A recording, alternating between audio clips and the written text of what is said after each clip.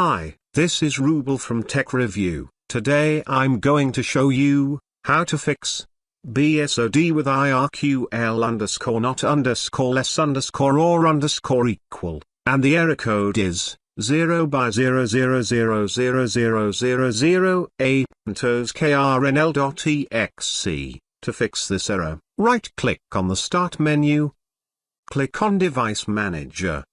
After opening the Device Manager, expand the network adapter. If there is a Realtek network adapter, right-click on it. Click on Update Driver.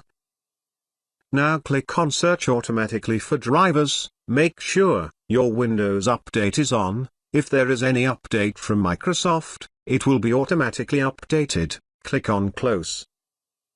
Now expand there, Sound, Video and Game Controller. Right-click on your Realtek network adapter.